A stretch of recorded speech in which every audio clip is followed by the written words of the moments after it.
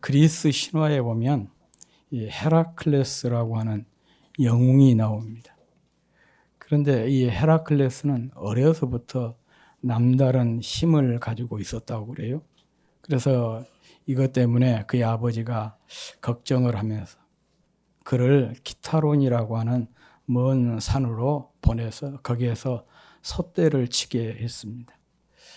이 헤라클레스가 이제 나이가 들어가면서 자기 진로에 대해서 고민하게 되었고, 어느 날 이 진로를 고민하다가 잠이 들었는데 비몽사몽간에 꿈을 꾸었어요.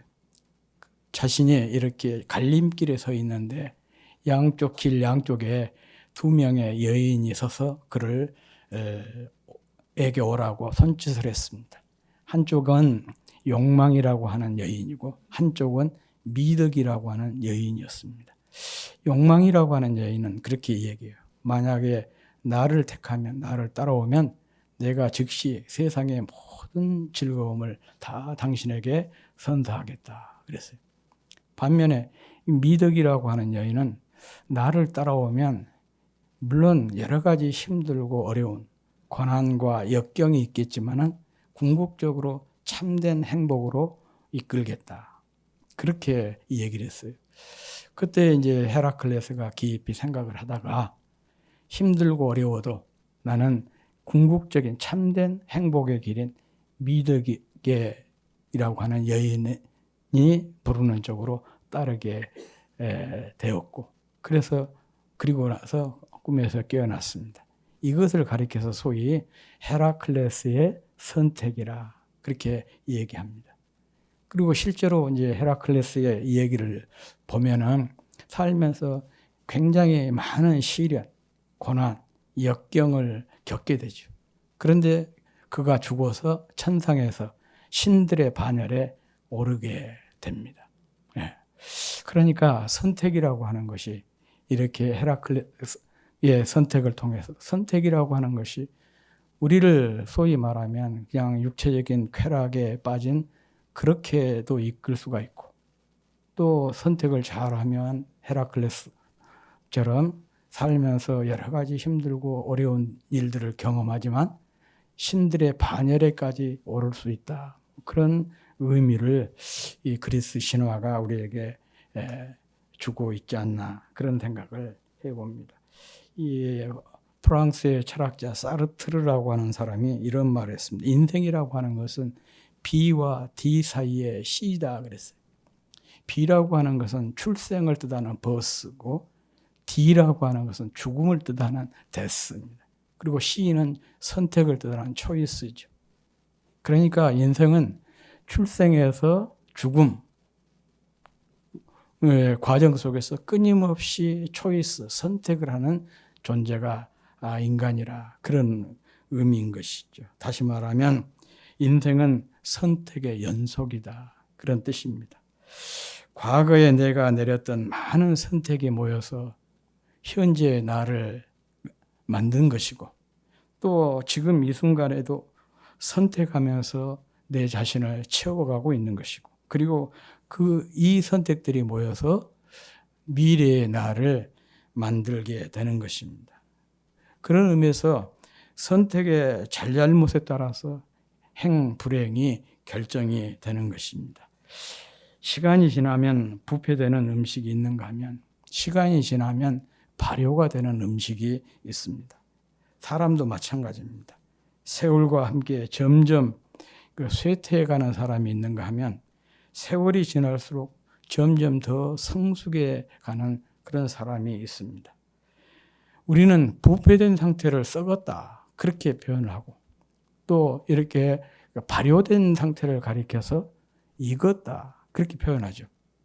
그래서 썩은 인생, 잘 익은 인생, 그것을 결정짓는 것 중에 하나가 선택이라는 것입니다. 오늘 본문도 보면 선택의 중요성을 잘 보여주고 있습니다.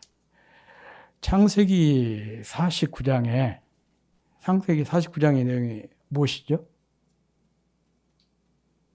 야곱의 축복이라 우리가 그렇게 흔히 부르지 않습니까? 야곱이 그의 아들 12명에게 한 사람 한 사람에게 축복해 주는 그런 내용이에요. 그래서 야곱의 축복이라 그렇게 얘기를 하는데, 그런데 성경을 쭉 전체적으로 읽어보면 한 가지 놀라운 점이 있어요. 야곱이 그 자녀들에게 이렇게 축복했던 그런 내용들이 역사 속에서 그대로 성취가 되는 것을 볼 수가 있어요. 그래서 학자들은 이것을 단순히 야곱의 축복이 아니라 오히려 야곱이 예언적인 유언이라 이렇게 얘기를 합니다.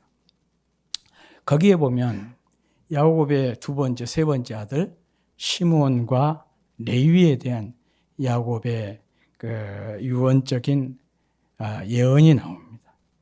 그 내용이 이렇습니다. 시므온과 레위는 형제요, 그들의 칼은 잔해한 기계로다. 다시 말하면 그들의 폭력성을 강조하고 있는 거죠. 내 영혼아 그들의 모의에 상관하지 말지어다. 내 영광아 그들의 집회에 참여하지 말지어다. 그들이 그 분노대로 사람을 죽이고 그 혈기대로 소의 발목 힘줄을 끊었음이로다. 폭력성과 더불어서 착취를 지금 강조하고 있습니다. 그 노염이 혹독하니 저주를 받을 것이요 분기가 맹렬하니 저주를 받을 것이라. 내가 그들을 야곱 중에서 나누며 이스라엘 중에서 흩으리로다 그랬어요. 아버지가 자식에게 이렇게 마지막 한 기도인데 이런 저주를 쏟아붓고 있는 그런 내용이에요. 민족 중에서 그들을 이스라엘 중에서 다 흩어버리게 될 것이다. 그렇게 얘기를 하고 있습니다. 이런 내용은 앞서도 설명을 잠깐 했지만 이런 그들의 폭력성을 강조하면서 그들이 이 폭력성 때문에 저주를 받아서 일정한 그들의 기업을 갖지 못하고 이스라엘 각 지파 속에 흩어져서 살게 될 거다. 그런 내용의 말씀입니다. 그런데 실제로 가나안 정복 이후 지파별로 이렇게 땅을 분배할 때 그것이 현실화가 되었어요. 시므온 지파는 일정한 지역을 분배받지 못하고 유다 지파 내에서 몇 개의 성읍을만 가지게 되었습니다. 그러니까 유다 지파 내에서 흩어져 살게 되었다. 그런 얘기죠. 또 레위 지파도 마찬가지입니다. 그들은 이스라엘 12지파 각 지파에 흩어져서 살게 되었습니다. 그러니까 아버지 야곱이 예언했던 내용이 한 400~500년 만에 그대로 성취가 되고 있는 것을 볼 수가 있습니다. 그런데 이 시므온과 레위가 비슷한 것 같지만은 내용적으로 들어가 보면 조금 달라요. 앞서 말한 대로 이 시므온 지파는 유다 지파 안에서 땅을 분배받았지만 훗날 유다 지파에 흡수가 되어버리고, 또 한 가지 놀라운 것은 신명기 33장에서 또 모세가 12지파들에게 이렇게 축복한 내용이 나오는데 아예 이 모세의 12지파 축복 속에 시므온 지파는 그냥 빠져 있어요. 물론 레위 지파 역시 이렇게 각 12지파 속에 흩어져 살게 되었지만 그들은 이스라엘의 모든 장자를 대신하는 이들이 되었고 하나님을 섬기는 사람들이 되었습니다. 다시 말하면 하나님의 성막을 섬기는, 성전을 섬기는 사람들로 소위 12지파 중에서 이렇게 격상이 되어버린 거예요. 흩어져 살게 되는데 단순히 흩어져 산 것이 아니고 각 지파마다 레위 지파 사람들이 흩어져서 그들에게 하나님의 말씀을 가르치고 또 그들의 송사 문제를 율법에 따라서 재판하고 그런 일들을 담당하면서 살게 된 것입니다. 야곱의 예언이 표면적으로는 시므온 지파와 유다 지파가 같은 것처럼 보이지만은 내용면에 있어서는 전혀 다르다는 것을 알 수가 있습니다. 이런 차이를 무엇이 만들어낸 것이냐? 그들의 선택이 이런 차이를 만들어내게 된 것입니다. 이렇게 레위 지파가 시몬 지파와 비슷하면서도 다르게 된 그 결정적인 이유가 오늘 본문에 나오고 있습니다. 오늘 본문의 배경을 좀 이야기를 하자면 그렇습니다. 19장에서 24장까지 내용이 하나님과 이스라엘 백성 사이에서 계약을 맺는 거예요. 이것을 가리켜서 시내산 계약이라 그래요. 이 계약을 맺은 다음 하나님께서 모세를 불러서 시내산 위로 불러 올리셨습니다. 그 이유가 뭐냐? 그들에게 이제 계약서를 써 주시기 위해서 그랬던 것이죠.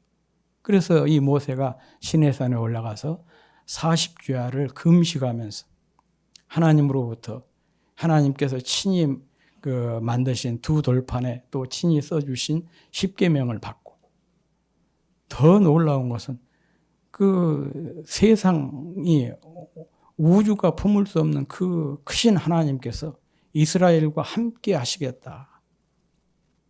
함께 하실 성막을 하실 처소로서 성막에 대한 여러 가지 이야기들을 하나님께서 모세에게 해 주셨어요. 그 내용이 25장에서 31장까지 내용입니다. 그렇게 해서 모세가 40주야를 시내산 위에서 이렇게 십계명을 받고 성막에 대한 여러 얘기들을 보여주신 그 내용들을 받고 있는 그 과정 속에 있었는데, 밑에 시내산 밑에 있는 백성들은 40일이 돼도 모세가 내려오지 않으니까 어떻게 생각했냐? 이 모세가 죽은 것이다.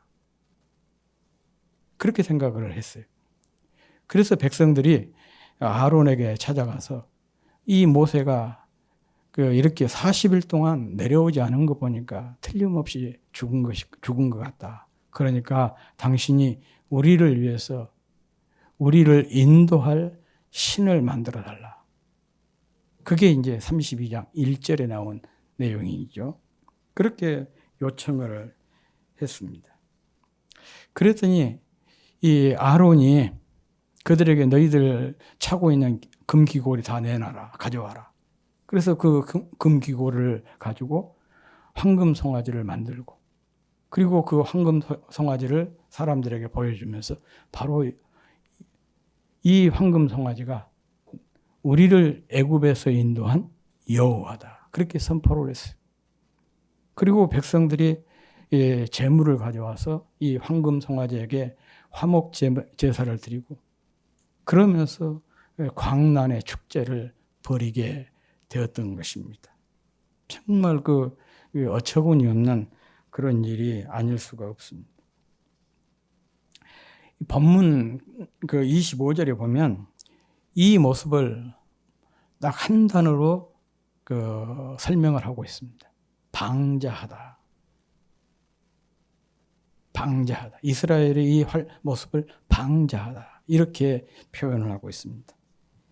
히브리어로 파라라고 하는데 고삐를 풀다, 벌거벗다 하는 뜻으로 통제를 벗어나 제멋대로 날뛰는 것을 소위 말하면 방자하다, 파라라고 이 얘기를 합니다.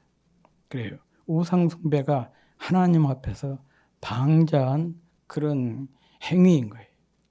늘 우리가 이 부분에 대해서 진정성 있게 내 자신의 예배나 신앙생활이나 교회 생활을 점검을 해야 돼. 너무 하나님 앞에서 내가 방자한 것이 아닌가. 우리의 예배가 또 나의 이런 신앙생활이 방자하지 않는가. 그것을 늘 점검해 볼 필요성이 있습니다. 제멋대로 한 것, 통제를 벗어나 제멋대로 날뛰는 것, 이게 바로 방자인 것입니다. 전혀 하나님을 의식하지 않고 하나님을 자신의 욕망의 수단으로 여기면서 금송아지 앞에서 흥분해서 광란의 축제를 즐겼던 것이죠. 그리고 이 광경을 시내산에서 모세가 목격을 했습니다. 본문은 바로 이 사건을 처리하는 그 과정에서 일어난 것입니다. 하나님은 백성의 방자함에 진노를 해서 그들을 지상에서 진멸하고 새 역사를 시작하려고 했습니다. 그런데 모세가 하나님 앞에 중보적인 기도를, 자기 목숨을 걸고 기도를 했어요. 그랬더니 하나님께서 뜻을 돌이키시고 그들이 회개할 수 있는 시간과 기회를 주시고 돌이키지 않는 자들만 심판하시기로 결정을 하셨습니다.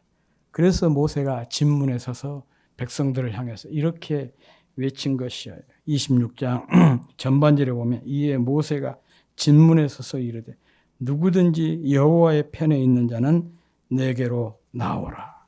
이렇게 외쳤습니다. 이것은 모세가 백성에게 자신이 지금 어디에 속한 자인지 곧 자신의 정체성이 무엇인지 깨닫고 선택할 기회와 시간을 준 것입니다. 그런데 안타깝게도 모세의 이런 초청에 제대로 응답을 한 사람들은 레위 자손들 뿐이었습니다. 그들만 회개하고 하나님 편에 서게 된 것이죠. 그렇지만 다수의 백성은 회개하지 않았어요. 선택의 여지가 사라져 버리게 되었던 것입니다. 그래서 모세는 회개하지 않은 사람들을 하나님 앞에서 레위 자손으로 하여금 이 진에서 왔다 갔다 하면서 그들을 칼로 쳐 죽이도록 했어요. 그렇게 해서 그날 3,000명이 죽임을 당했다. 성경은 말씀하고 있습니다. 비록 형제고 이웃이고 친구지만 죽여야만 했던 레위 자손들의 심정이 참 편치 못했을 것입니다. 하지만 모세는 이 일을 이렇게 평가를 하고 오히려 그들을 축복을 했습니다. 29절 말씀 우리 같이 한번 읽어보겠습니다. 시작. 모세가 이르되 각 사람이 자기의 아들과 자기의 형제를 쳤으니 오늘 여호와께서 헌신하게 되었느니라. 그가 오늘 너희에게 복을 내시리라. 아멘. 이 현상적으로는 살육이잖아요. 형제를, 이웃을, 친구를. 그런데 모세는 뭐라고 얘기를 해요? 이게 하나님께 헌신하는 일이다. 너희들이 이렇게 하나님께 헌신했으니 너희에게 복이 있으리라. 그렇게 선포를 하고 있습니다.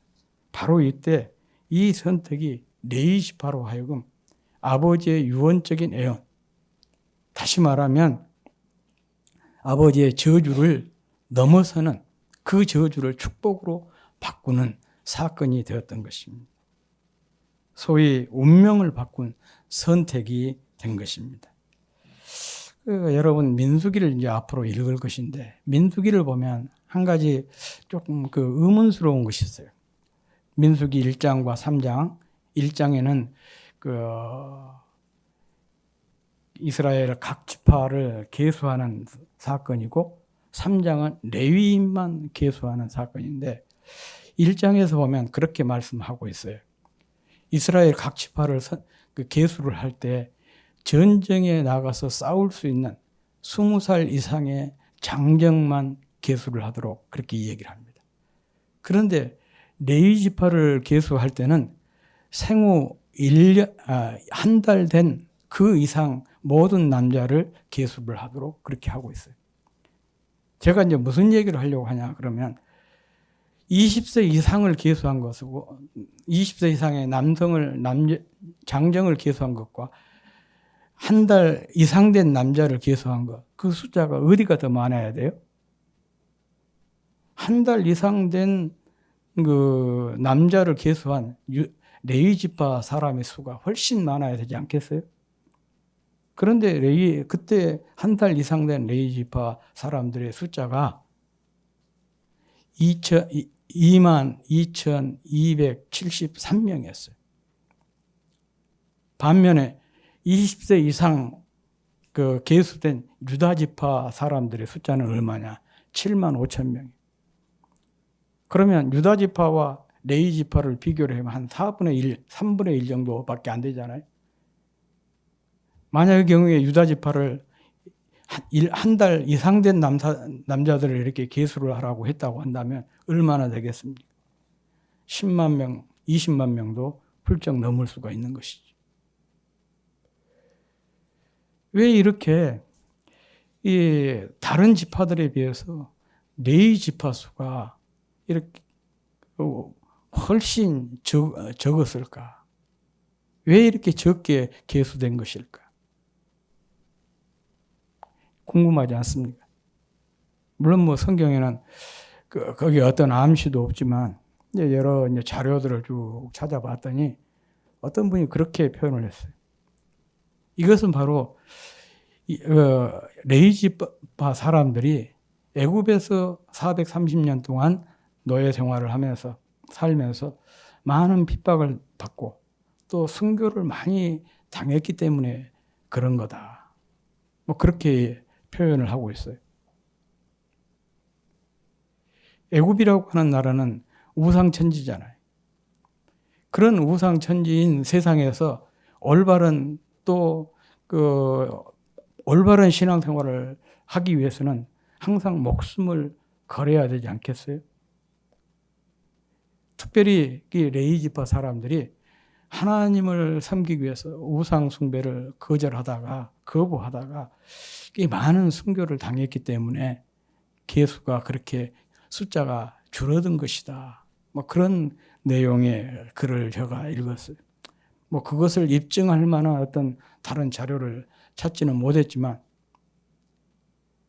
충분히 개연성이 있는 주장이라 그렇게 생각을 해봅니다.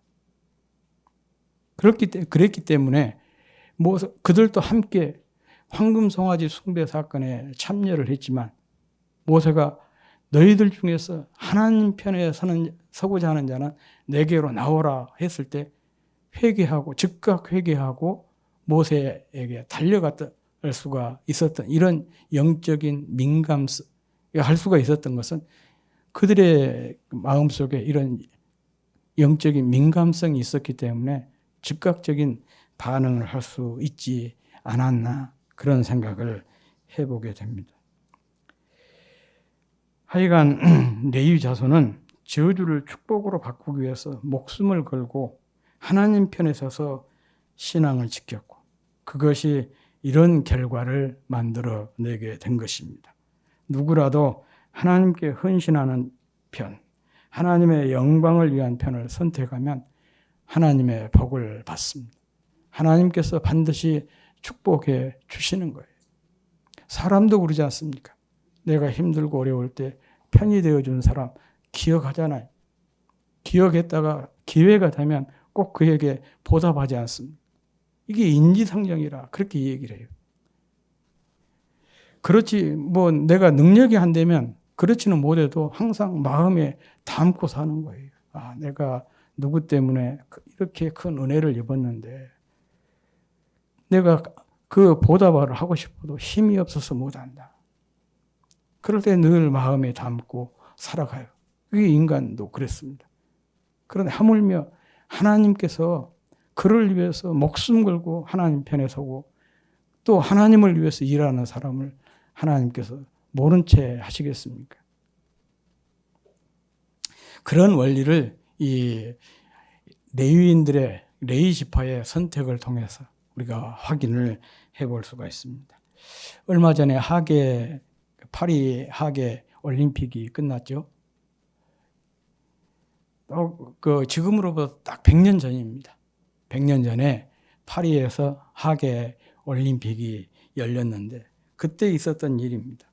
중국 선교사의 아들이었던 에릭 리들이라고 하는 사람의 얘기예요. 그는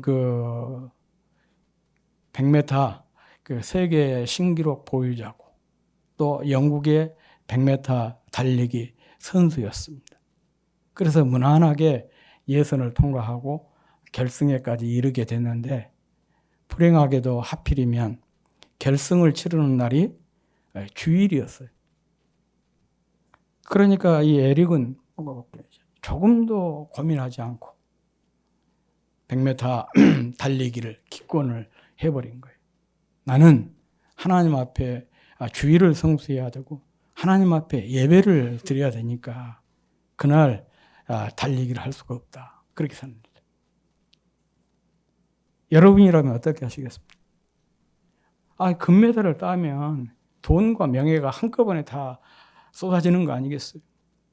국가적인 영웅 대접 받는 거 아니겠어요? 막 카퍼레이드를 하고 막 그러잖아요. 해주고 그러잖아요. 그런 것을 주일 예배 드리겠다고 딱 포기를 해버린 거예요. 난리가 난 거죠. 특별히 영국에서 이제 난리가 났습니다. 미쳤냐. 믿음도 좋지만 어떻게 그렇게 꽉 막히게 신앙생활을 할 수가 있냐. 세계 기록을 가진 선수가 조국에 금메달을 바칠 수 있는 좋은 기회인데 주일 성수하겠다고 그것을 포기하냐. 그야말로 이제 영국으로 돌아가면 돌 맞아 죽을 그런 상황이죠. 얼마나 사람들이 이제 기대했는데 포기를 해버리니까 막 폭발을 한 것이죠. 그러지만 이 리들은 거기에 대해서 그런 반응에 대해서 조금도 흔들리지 않습니다. 그리고 주일날 가서 주일 예배를 드렸어요. 이제 다행스럽게도 함께 그 100m에 출전했던 그의 친구가 금메달을 땄고 대신에 400m, 이 사람 주종목도 아닌데 400m 달리기에 출전을 하게 됐어요. 그날은 주일이 아니라 목요일이었기 때문에. 그런데 놀라운 것은 자기 주종목도 아닌 400m 달리기에 가가지고 금메달을 따버린 거예요. 그가 이런 유명한 고백을 해요. 200m까지는 자기가 죽을 힘을 당해서 자기 힘으로 달렸고 나머지 200m는 누군가가 뒤에서 그냥 자기를 막 강하게 밀어붙이는 그런 그 느낌이었다. 그런데 이 주종목도 아닌 400m에서 그것도 세계 신기록을 세우면서 금메달을 따냈습니다.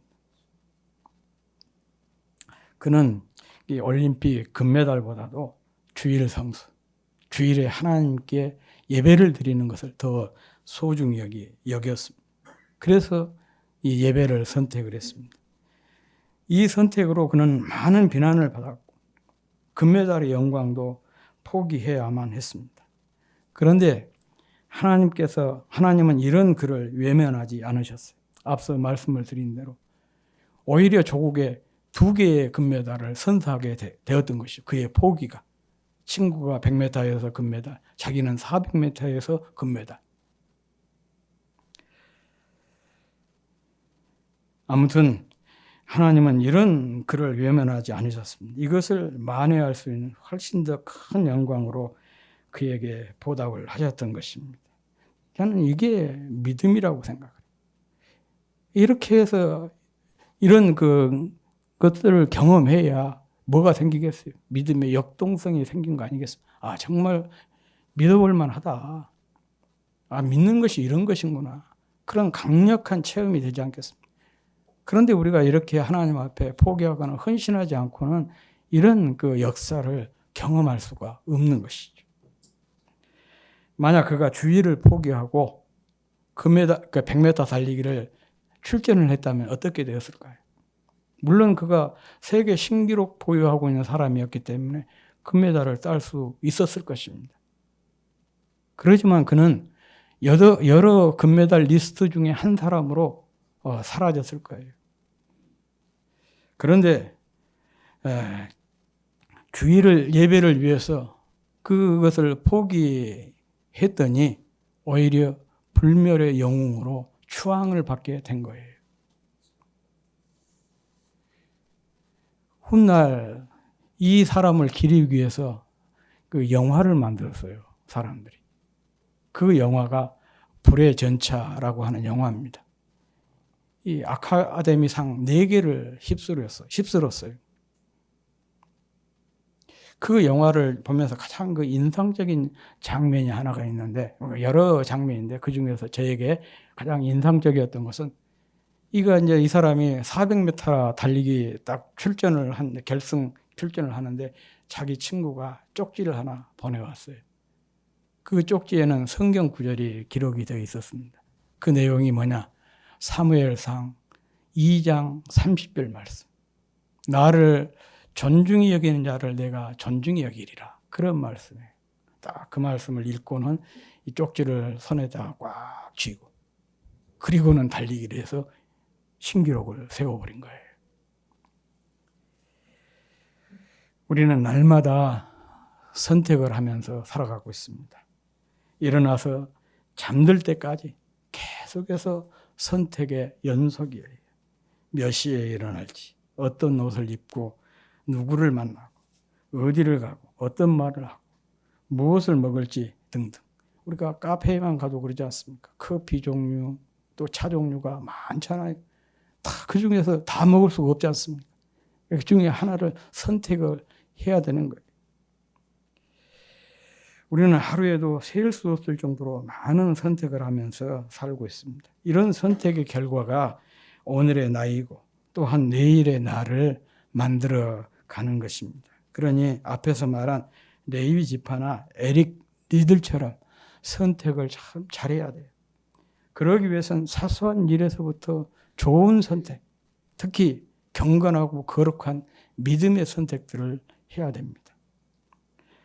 기도 시간에 우리 양미자 집사님이 그런 기도했던 것처럼 불평이나 원망보다 감사를 선택하고 근심이나 걱정 대신에 말씀과 기도를 선택하고 슬픔이나 분노 대신에 찬양을 선택하는 것입니다.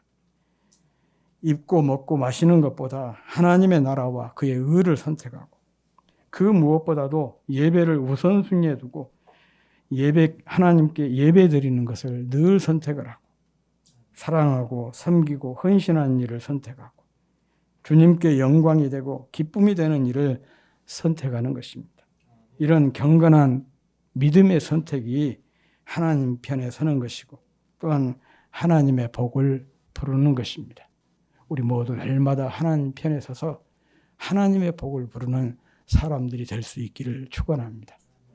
그 비결이 사소한 일에서부터 앞서 말씀을 드린 대로 거룩하고 경건한 믿음의 선택들을 하는 것입니다. 이런 사람에게 이런 하나님의 복이 주어지게 될 것입니다.